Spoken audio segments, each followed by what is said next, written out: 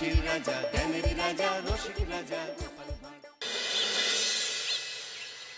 এবারে জন্মদিনে বড়ি বেগমকে চমকে দেওয়ার একটা উপায় বার করেছি। উজির, বলো তো দেখি কি উপায়? নবাবের সাজিশের হদিশ পাওয়া আমার বুদ্ধিতে নামুমকিন। বেশক বহুত বড়িয়া কোনো মতলব আছে। এবারে বেগমের জন্মদিনে বিরাট একটা উৎসব করব। সারা দেশ থেকে মহান মহান অতিথিদের নিয়ে আসা হবে। দুনিয়ার সেরা সেরা খাবার, সেরা সেরা গাইয়ে, সেরা সেরা বাজিয়ে, সেরা সেরা নাচিয়ে রাতকে দিন করে দেবে এমন রোশনাই। রেস্ট নাই। কি বললে?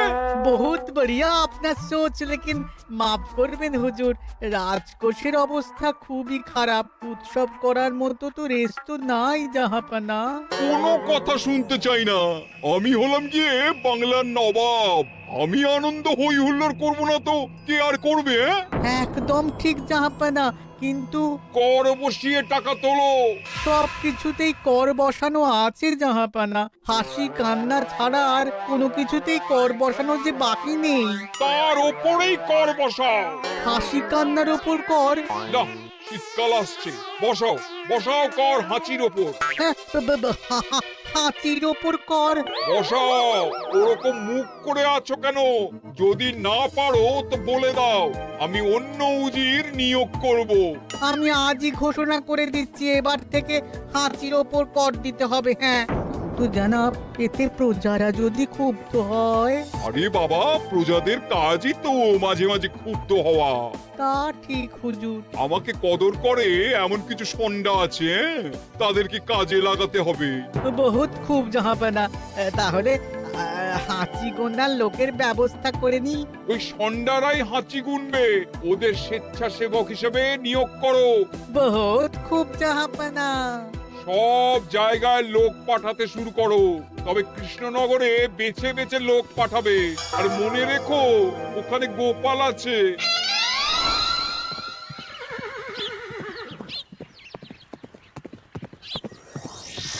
সব জায়গায় কর আদায়কারী পাঠিয়ে দেওয়া হয়েছে জাহাপানা। আপনার কথা মতো তাদের বলে দেওয়া হয়েছে যে আদায় হওয়া করের 10% তাদের বেতন হিসেবে দেওয়া হবে। সুতরাং কর আদায়ে কোনো ঢিলেমি হবে না। বহুত আচ্ছা, বহুত আচ্ছা।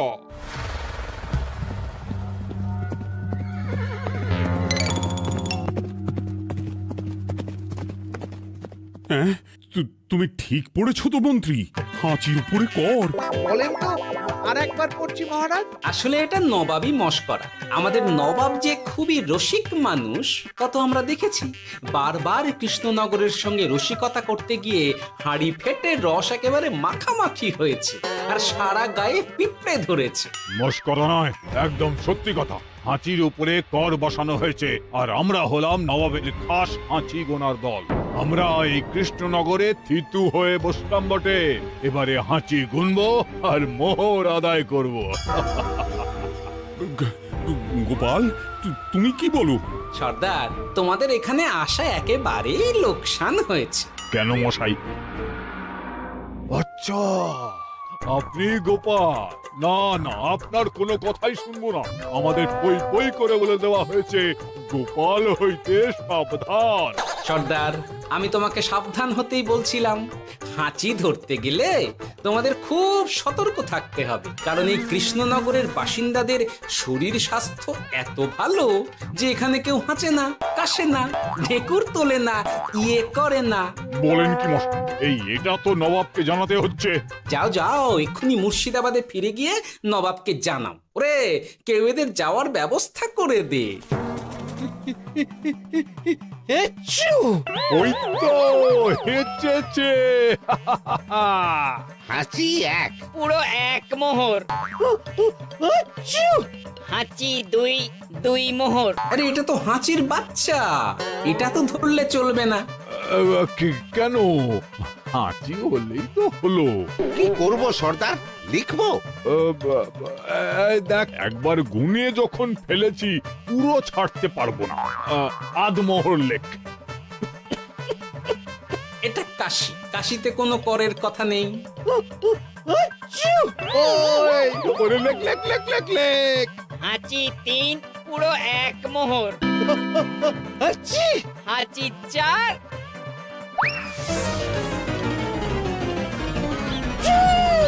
হাঁচি 5 লেখো। হাঁচি 6,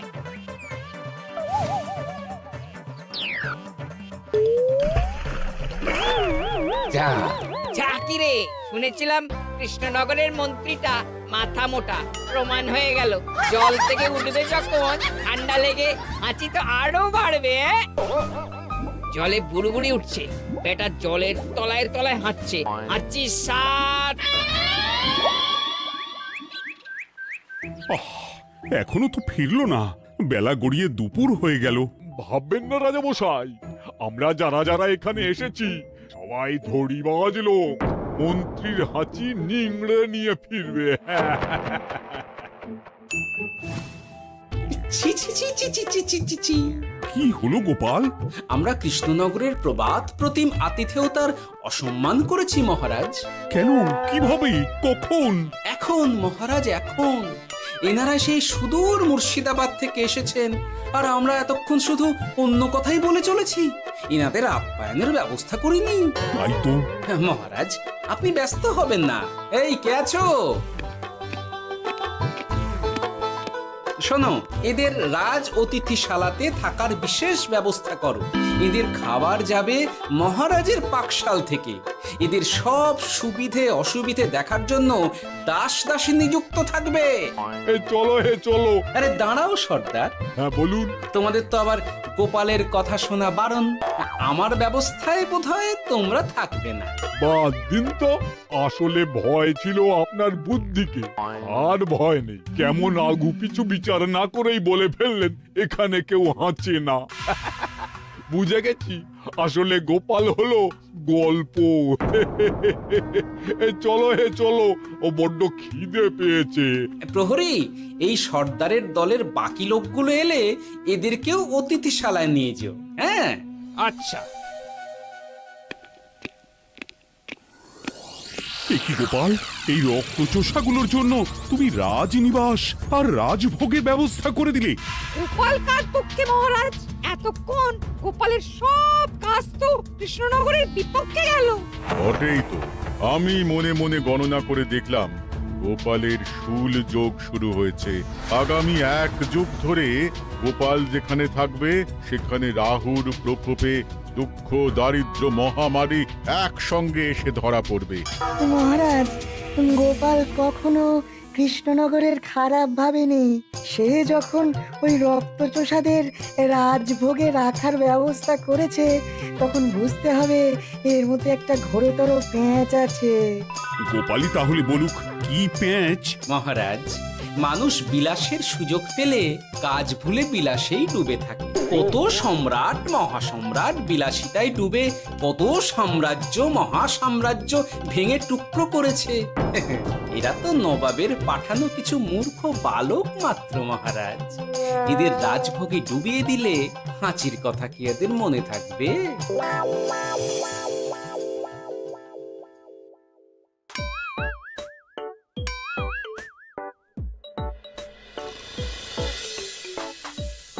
কি ব্যবস্থাপনা সব ঠিক আছে তো?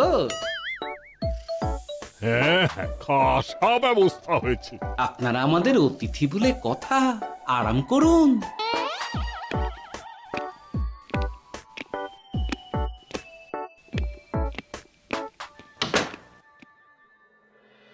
বিজ্ঞানী, তোমার এই দুমুখ আয়না আবিষ্কার তোমার জীবনের সেরা কাজ। একদিক দিয়ে আয়না, অন্য দিক দিয়ে কাঁচ।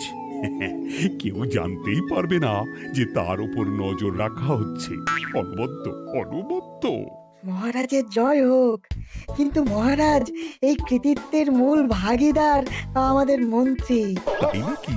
হ্যাঁ মহারাজ, মন্ত্রীর দুমুখো কাজকর্ম দেখেই দুমুখ আয়নার কথা আমার মাথায় আসে। মুখ সামলে কথা বলো বিজ্ঞানী। ওরা শুনতে পাচ্ছে। যা চেঁচালেন 20 ইঞ্চির দেওয়াল ভেদ করে ওদিকে চলে যাবে কথা। এই কে যেন কাকে মুখ সামলে কথা বলতে বললো? ওই ওই বাইরে কেউ বলেছে। এই তোমরা সবাই শোনো, অতিথিদের যেন আদর যত্নের ত্রুটি না হয়। আমি আর যাই, কাল সকালে আসব, কেমন? গোপালকে নিয়ে নবাব আর উজির যেমন ভয় দেখিয়ে দিয়েছিল, গোপাল কিন্তু সেরকম নয়। এই তোরা কি বলিস? না না না না না না, গোপাল একটু ওই হাবা গোবা আছে দাদা। দেখো দেখি কেমন বুক পেতে দিয়েছে। এবার ওদেরই বুকে বসে ওদেরই দাড়ি ওপরাবো। গোপালের জবাব নেই, ঠিক সামলে দিল। মহারাজ, এই প্যাঁচটা আমার মাথাতেই এসেছিল, কিন্তু ওই যে নাকে মাছি ঢুকে গিয়েই সব বরবাদ হয়ে গেল। মহারাজ, এই পরিকল্পনা যদি মন্ত্রীর মাথাতে আগে এসে থাকে, তাহলে এদের মন্ত্রী আমার চেয়ে ভালো করে সামলাতে পারবেন মহারাজ। বটেই তো, এই দায়িত্ব আমি নিলাম মহারাজ।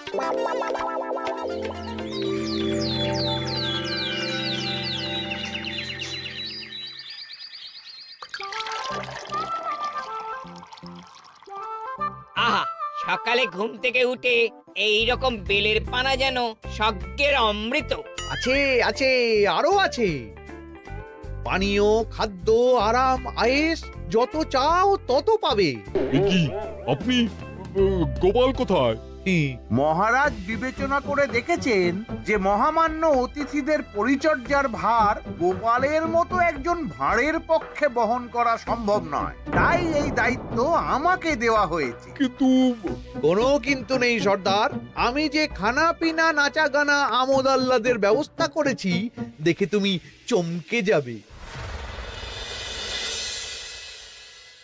দেখা নয় বিজ্ঞানী, এবার শুধু কাজের সময়। কাল মন্ত্রীর উপর ওদের ভার ছেড়ে দিয়ে কৃষ্ণনগরের যে সর্বনাশটি করেছো, কোনো কাজ করে আর সেটিকে সামলানো যাবে না। হ্যাঁ, আহা, তোমার দেখছি মন্ত্রীর উপরে একটুও আস্থা নেই। ঠিক কি প্যাচ করছো বলো তো? প্যাচের কথা পরে হবে, তোমাকে যত তাড়াতাড়ি সম্ভব হাঁচির ওষুধ আবিষ্কার করতে হবে। হাঁচির ওষুধ? হ্যাঁ, হাঁচির ওষুধ। ওভাবে দেখছো কি বন্ধু? তোমাদের কাজের সব দায়িত্ব এখন আমার কাঁধে। তোমরা আমোদ করবে আর আমি কর আদায় করে তোমার হাতে এনে তুলে দেব।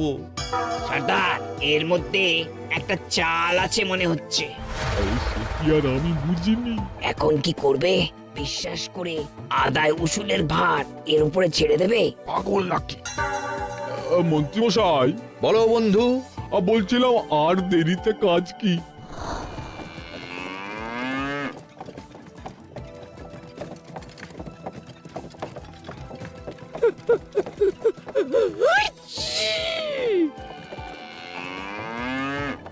মন্ত্রী, লেখো হাঁচি এক।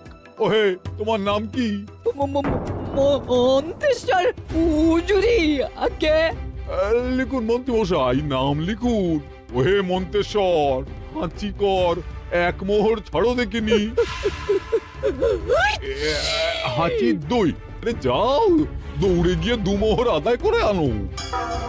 ওরে, তোরা সব কৃষ্ণনগরের কোণে কোণে ছড়িয়ে পড় দেখি, একটা হাঁচিও যেন বাদ না পড়ে। হ্যাঁ,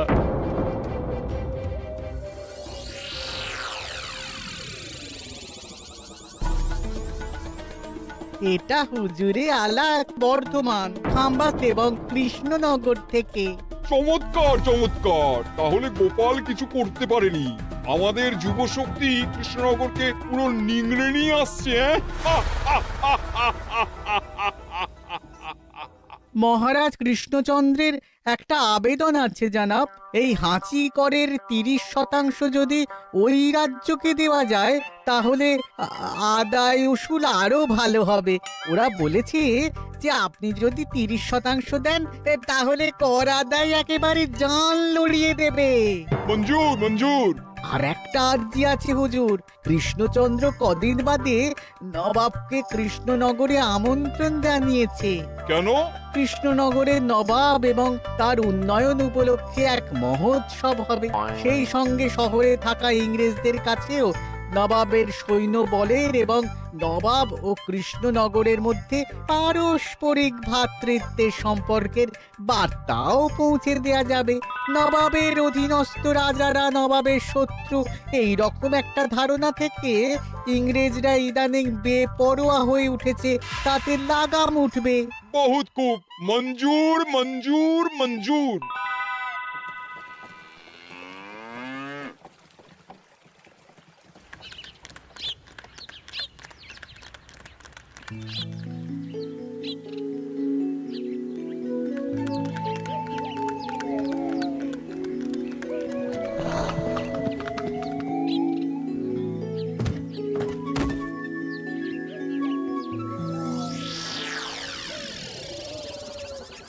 কি ব্যাপার গোপাল? জাহাপনা বলুন, কি খিদমত করব? আমি যা বলবো তাই করবে। অবশ্যই জাহাপনা। क्या बात উজির, তুমি সাক্ষী, মহারাজ কৃষ্ণচন্দ্র আপনিও সাক্ষী। গোপাল আমাকে কথা দিয়েছে আমি যা চাইবো তাই করবে। গোপাল, তুমি আমার সঙ্গে মুর্শিদাবাদ যাবে। এখন থেকে আমার দরবারের বিদূষক হিসেবে থাকবে, কেমন? ওরে ওরে ওরে ওরে ওরে, তোরা বাজনা বাজা। এখন থেকে গোপাল আর কৃষ্ণনগরের নয়, গোপাল মুর্শিদাবাদের। চলছে বাজা।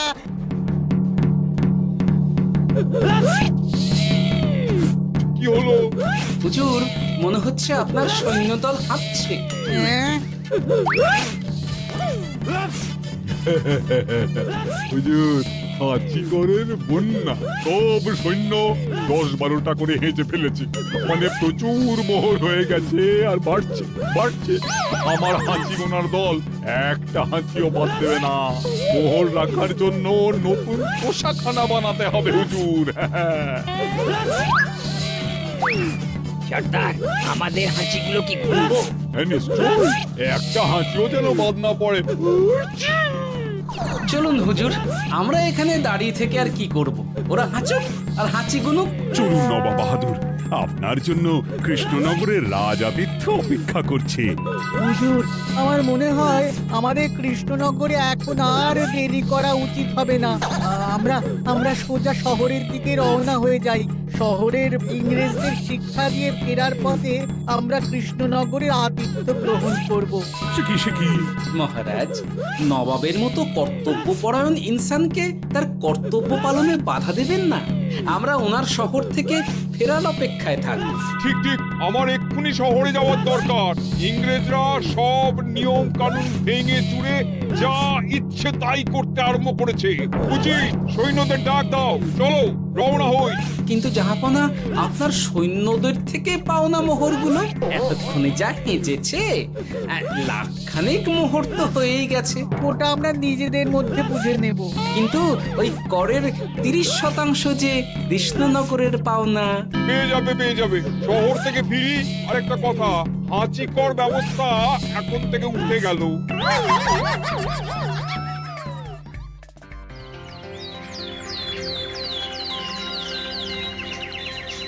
মহারাজ, কিভাবে গোপাল ভাঁড় মহাশয় নবাবের উন্মাদের মতো জারি করা ওই হাঁচিকর থেকে আমাদের সকলকে রক্ষা করেছেন তা আমরা সকলেই জানি। খাম্বাজের তরফ থেকে তাই গোপালকে সামান্য উপহার।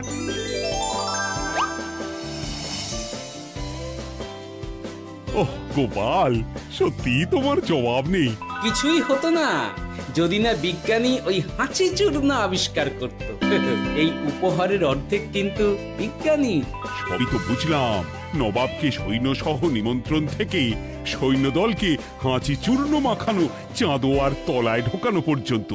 কিন্তু চাঁদোয়া থেকে হাঁচি চূর্ণ ঝরে পড়লো কি করে, সেটাই তো বুঝলাম না। এটা তুমি বলো বিজ্ঞানী। শব্দের বাতাসে কম্পন তৈরি হয়। গোপালের হাততালিতে আমার ঘরের শাড়ি থেকে হাঁচির জন্য ঝরে পড়েছিল। এখানে চাঁদোয়া থেকে ঝরে পড়েছিল বাজনার শব্দে। কি ব্যাপার বিজ্ঞানী, তুমি এখন ছেলে খেলা করছো? হাঁচির ওষুধ হয়ে গেছে। হয়ে গেছে? মূল উপাদান তামাক, গোলমরিচ আর আলকুশির গুঁড়ো। কাজ হবে? হাততালি দাও। কাজ হলো। ব্যাপারটা কি হলো? ওই শাড়িটাতে হাঁচি চূর্ণ মাখানো আছে, তোমার হাততালির শব্দের কম্পনে ঝরে ঝরে পড়েছে। একবার নাকের কাছে এলে পিঁপড়ের থেকে পিশাচ, হাঁচতেই হবে, হাঁচতে হবেই হবে। নবাব যদি বাজনা বাজাতে না বলতো। আমাদের বাজনদাররা তৈরি ছিল মহারাজ। যাক, সবই ভালোই ভালোই মিটে গেল। যার শেষ ভালো তার সব ভালো। ব্যাস, এখন শুধু একটাই কাজ বাকি। নবাবের কাছ থেকে করের 30% বাবদ পাওনা মোহর মুর্শিদাবাদে গিয়ে নবাবের কাছ থেকে তুমি নিয়ে আসবে। আচ্ছা মহারাজ।